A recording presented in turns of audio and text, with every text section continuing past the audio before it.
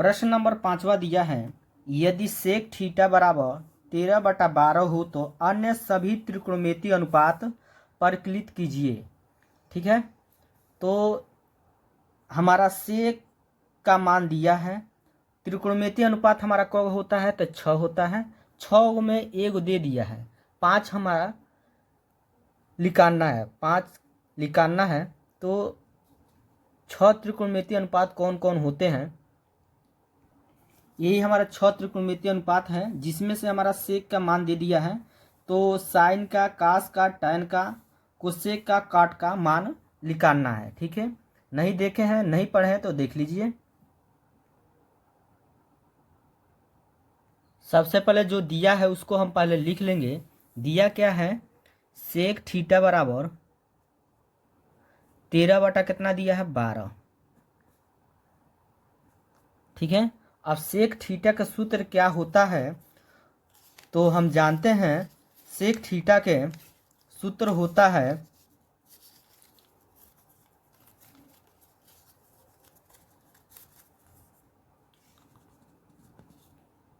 कर्ण बटा आधार। क्या होता है, कर्ण बटा आधार होता है। ठीक है,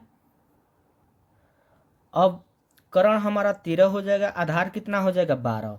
क्या नहीं दिया है तो लंब नहीं दिया है, तो लंब का सूत्र हमारा होता है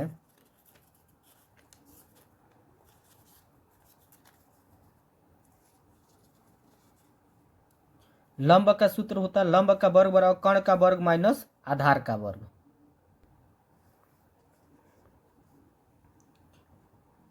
लंब का वर्ग बराबर सूत्र होता है कर्ण का वर्ग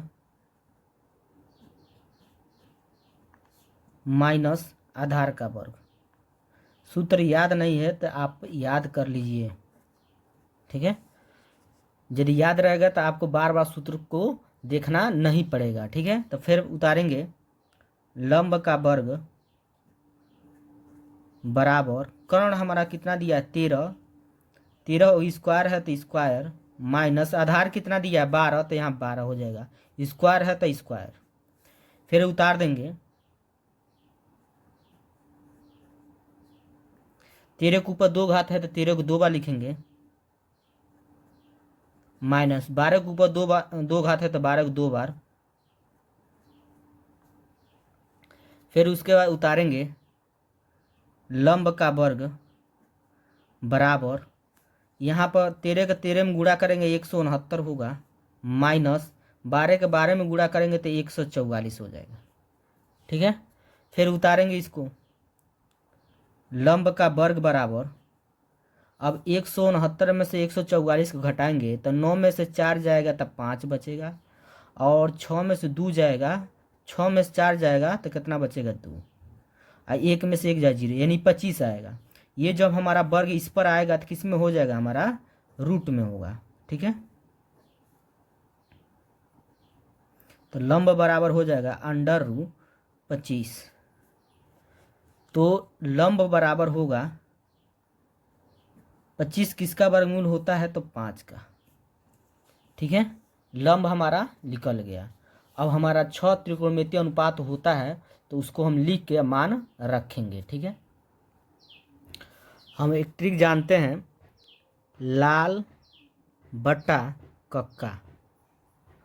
इस ट्रिक से हम 5 अनुपात को लिखेंगे। साइन थीटा का सूत्र होता है लंब बट्टा कोण, यहाँ पर क्या लिखेंगे, लंब बट्टा कर्ण।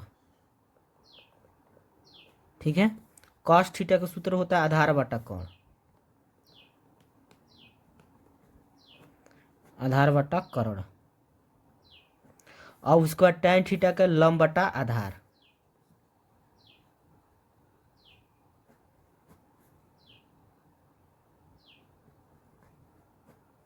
कोसेक होता है, कोसेक का यानी साइन को उल्टा होता है, साइन को उल्टा, कोसेक का क्या होगा, कर्ण बटा लंब।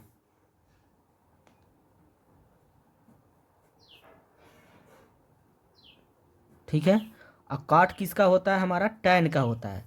तो टैन हमारा लास्ट में होता है, तो यानी आधार बटा का होगा लंब।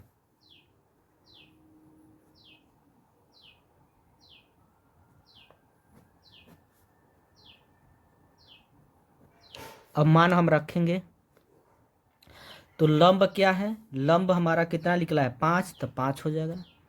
कर्ण कितना है 13 है, तो यहाँ पर 13 हो जाएगा।